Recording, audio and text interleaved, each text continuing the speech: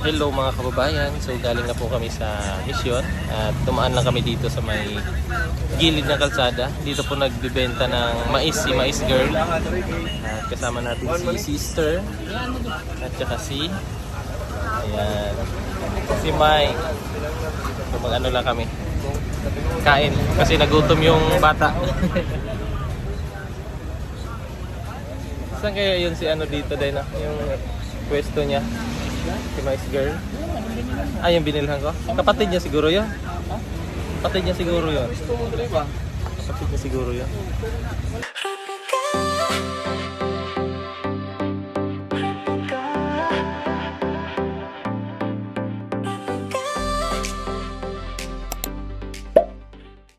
Yung pala yung pwesto nila ano doon. Nila ni Mais Girl. Andun oh. Yung bibenta ng mais doon, oh. Ayan. Kaso parang yung kapatid niya siguro yung nagbabantay. So, dito lang kami sa may gilid ng ano, kalsada. Ayan. May mga nagbebenta din doon ng mga pantalon. Kumain kami ng burger dito. Panglaman tiyan. So, galing pa sila ng Marilog. Yung mga nagbebenta.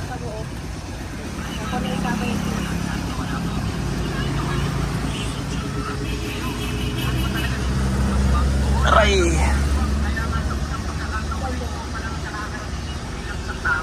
Paano naman po kayo kapag bumababa kayo sa bayan? Nahahalata ba ng mga tao na aswang kayo? Hindi naman kami nagpapahalata eh. Mike. Picture pa daw siya. Mag-picture pa daw siya din. Ako pa dalawa. Si ano, punta ko muna si Peter Paul. Ihatid ko na lang sa kanya doon. Kailangan mo niyang patayin. Oo. Baka gusto niya doon. Ihatid ko na lang yun sa kanya.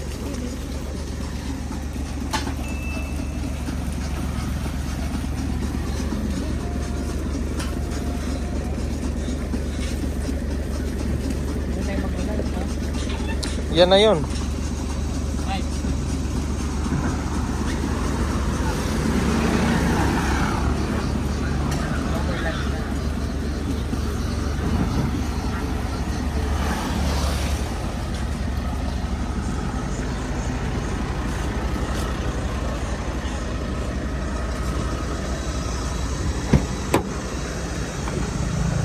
Baba ka? Lang. Dito lang po. Dito ano lang. Tara. Maluwag ko eh. Dili lang daw.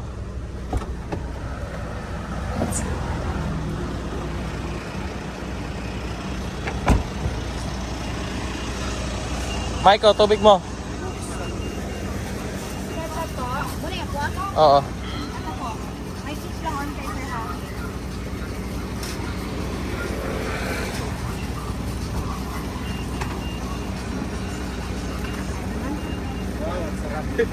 Burger. Mag-picture ako sir. Okay lang. Ulan ka pag gano'n pa yun. Buwasan na yung salina. Ay, hindi ko boss. Picture. Smile na lang po ako. 1, 2, 3, smile. Thank you. Kain Mike. Oh, Follow siya. na ng page namin po. Sige po. Hey, gloves dia Mike. Hey, good day ha. I-post mo na ngayon ma'am sa ano. Post mo na ma'am. Ma'am. Post mo na ma'am. Po? I-post mo na. Maya po. Ngayon na. Magkakahinga na ako.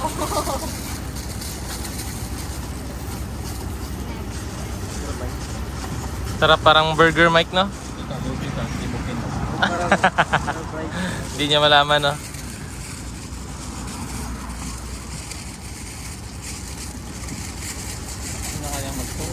Ikaw na nga lang rin.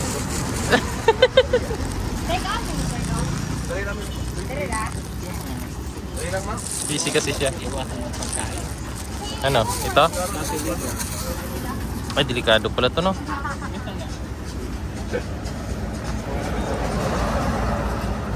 No more lunch na ha. Dahan-dahan lang. Tindahan yan. Ati lang. Pilay mo.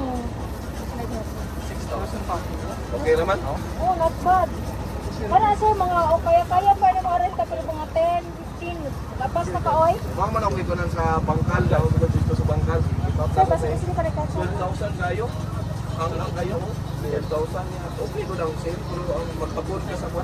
Mangang yan. Dako kayo. 12,000. Dako kayo.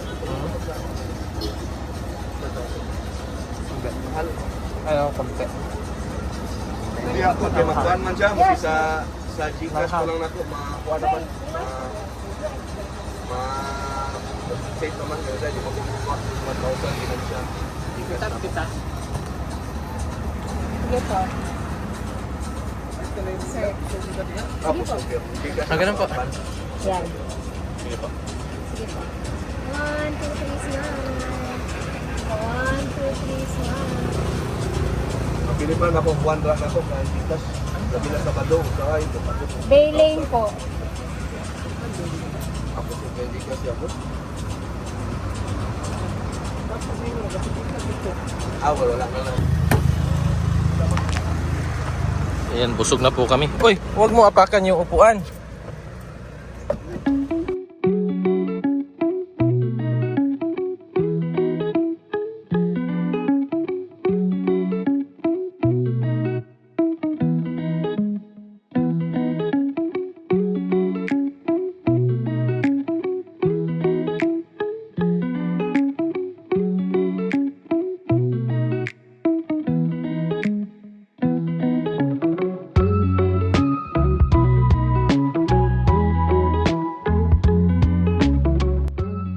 Gibenta na.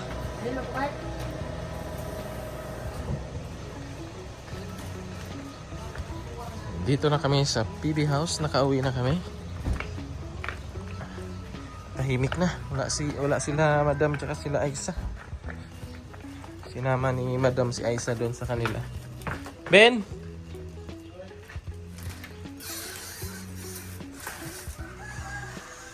Tapos bukas si Sir Paul naman yung aalis mga kababayan. May iwan sila Milvin tsaka Junjun dito.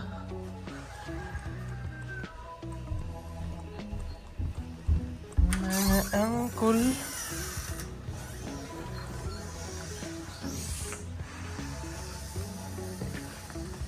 Meanwhile, Kaya mga kababayan, nandito na po ako sa bahay. At sobrang lakas po ng ulan. So, nanggaling kami sa mission kanina. Doon kina Mike. Pinisita namin yung kanyang magulang. Ngayon, tumambay lang saglit doon sa PB House. Mamadali ako kasi grabe yung ulan. Tingnan niyo po. Oh. Ayan po, sobrang lakas po ng ulan. So, may mga ano pa dyan, materialis po para sa dito sa parking.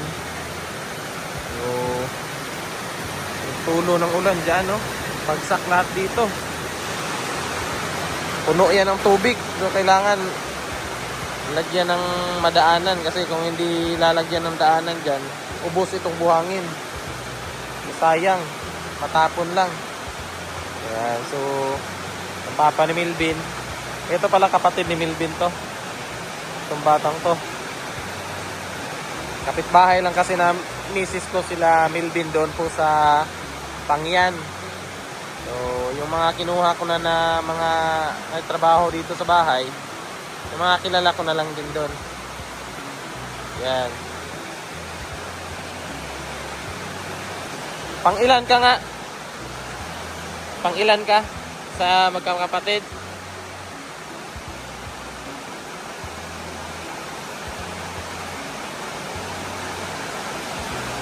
Pang-upat? Ikaw upat? Dili. Pang-lima? Ang pinakapanganay si Milvin. Tapos sunod si Gerald. Tapos si Harold yung namalay, namanhikan. Tapos ikaw. So, siya yung pang-apat sa magkakapatid. Grabe ang ulan. Pasok tayo sa loob kasi maligo. Na ambon-ambunan ako eh. Delikado, baka lagnatin tayo. Bukas pala yung punta ni Sir Paul ng ng Manila. Uuwi na siya ng Manila pero babalik din naman siya. Ilang araw lang siya doon. Let's go! Ayo. Mrs. oh. Ano to? Uy, bihon. Si Ace natakot. Hi madlang people. Hi madlang people. Shout out. Si Ace. Hello Ace. Hello Ace. May ngipin na si Ace. Tingin si Papa sa ngipin, be. Tingin si Papa sa ipin. Sige na. Tingin si Papa sa ipin. Ay, mahiya man siya, oy. Tingin to si Papa sa ipin ba? Ipin. Nag-iipin na yan siya, mga kababayan. Buti hindi naman masyadong yung kanyang paglabas ng kanyang ngipin. Hindi ganun ka talaga kasilan. Yung lang kapag kagabi na iyak-iyak. Pero hindi yung iba kasi todo talaga eh. Yung lagnat ganyan. Si Ace buti na lang hindi ganun. Ace na ano yan?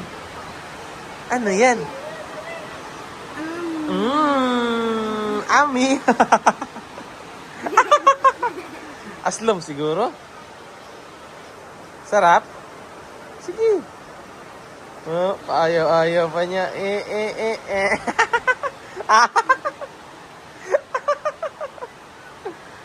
Kunwari ayaw. Kunwari ayaw. Sarap. Sige pa. Kunwari ayaw niya, tapos ibabalik din naman niya. Sige.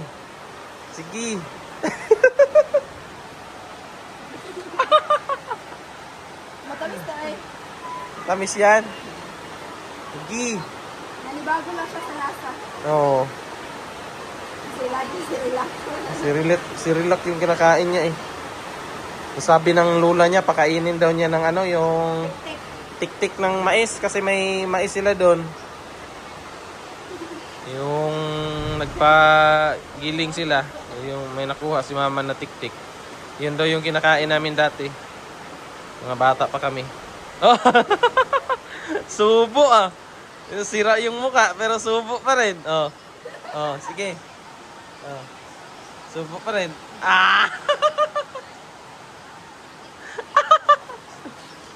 Sarap. Masarap. Patik-atik mo yan. Ay, nanibago yan sa lasa, nanibago.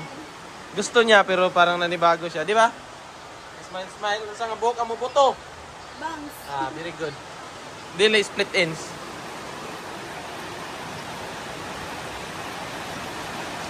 Grabe ang ulan.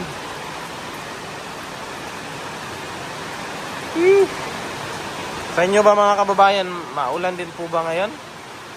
Kasi dito sa Davao po halos hapon umuulan. Ang lakas. Kagabi sobrang lakas.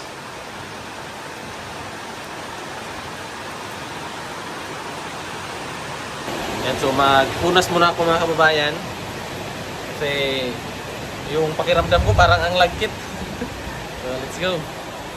So yan mga kababayan, tapos na po akong maligo at nakabihis na rin tayo. Labas tayo at magkwentuhan tayo dito mga kababayan sa labas. Yan sila Mrs. Hindi pa rin natapos magpakain kay Ace. Si Ace oh. Hello. Smile ikaw. Oh. Yung kanina mga kababayan, nilagyan ni Mrs. ng orange, yung pong anong tawag dyan? Yung parang chupon po. So nilagyan ni Mrs. kanina ng orange. Lakas niya kumain. Eh, ngayon, Kasi wala ka siya kumain kanina. Pinalitan, nilagyan ng Cerelac. Ayaw na kumain. Ano hindi ka makaon? Aray!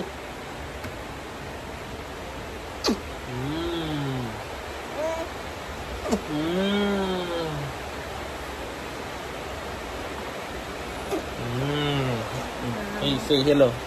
Hello. Malingit. Hello, my name is Ace Rafael. Bulingit. Bulingit. No. Vlogger ka rin? Vlogger din ikaw?